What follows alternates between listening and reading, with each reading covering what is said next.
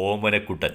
ഓമനക്കുട്ടൻ എന്ന cinema റിലീസായത് 1964 October 8-നാണ്. തകഴിയുടെ കഥയെ ആസ്പദമാക്കി ചിത്രീകരിച്ച ഈ സിനിമയുടെ തിരക്കഥ തോപ്പിൽ ഭാസി രചിച്ചു. സംവിധായകൻ KS സേതുമാധവൻ. വയലാറിൻ്റെ ഗാനങ്ങൾക്ക് ദേവരാജൻ ഈണം നൽകി. AM Raja, AP Komala, KP Udayabhanu, P Leela, P Susheela, Renuka എന്നിവരായിരുന്നു ഗായകർ. നിർമ്മാണം KKS Kaimal. Sathyan Thikkurissy, TK Balachandran, SP Pillai, Ambika, Adoor Pankajam, Sukumari, Pankajavalli, Chandini, Baby, Vinodini എന്നിവരായിരുന്നു താരങ്ങൾ. ക്യാമറ ചലിപ്പിച്ചത് P രാമസ്വാമി. കഥ: ശങ്കുണ്ണി നായരുടെ കുടുംബം ശാന്തിയും സന്തോഷവും നിറഞ്ഞതായിരുന്നു. ഭവാനിയെന്നും ഗോവിന്ദൻ നായരെന്നും പേരുള്ള 2 മക്കളും ശങ്കുണ്ണി നായർക്കുണ്ട്.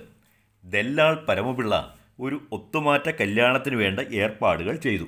കുഞ്ഞിലക്ഷ്മി അമ്മയുടെ മക്കളായ യശോദയും NB പിള്ളയുമായുള്ള കല്യാണം.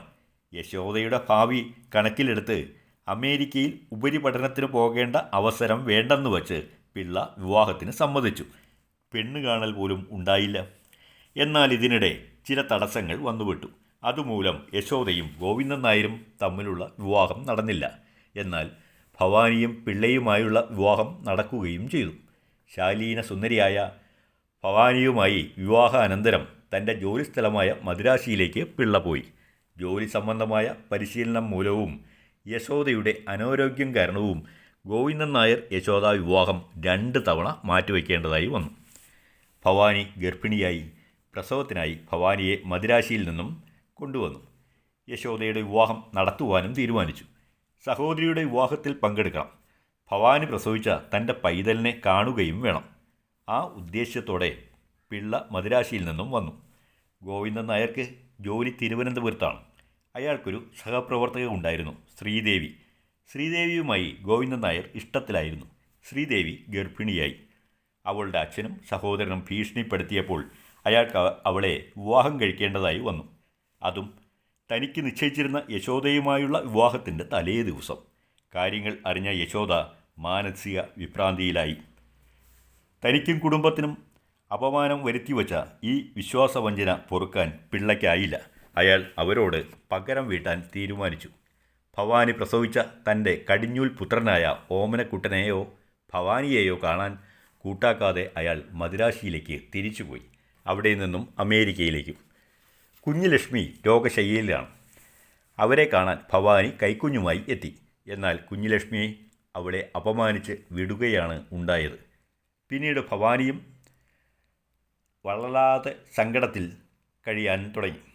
NB പിള്ള അമേരിക്കയിൽ നിന്നും തിരിച്ചെത്തി. കുഞ്ഞുലക്ഷ്മിയമ്മ അന്തരിച്ചു. ശവസംസ്കാര ചടങ്ങിന് ശങ്കുണ്ണി നായരും സ്വപുത്രനും ചെന്നു. എന്നാൽ പിള്ള അവരെ അധിക്ഷേപിച്ച് പറഞ്ഞുവിട്ടു. ഓമനക്കുട്ടന് അച്ഛനെക്കുറിച്ചുള്ള ആശകളെല്ലാം അസ്തമിച്ചു തുടങ്ങി. സ്കൂളിൽ പഠിക്കുന്ന അവനെ സഹപാഠികൾ അച്ഛനില്ലാത്തവനെന്ന് വിളിക്കും. ദുഃഖിതനായ അവൻ അമ്മയോട് സങ്കടം പറഞ്ഞു. ഭവാനി അവനെ സമാധാനിപ്പിച്ചു.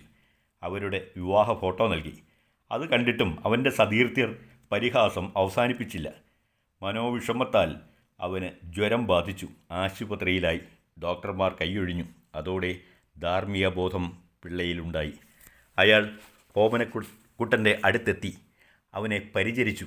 അച്ഛൻ്റെ സാമീപ്യം, പരിചരണം ഒക്കെ കൊണ്ട് ഓമനക്കുട്ടൻ രക്ഷപ്പെട്ടു.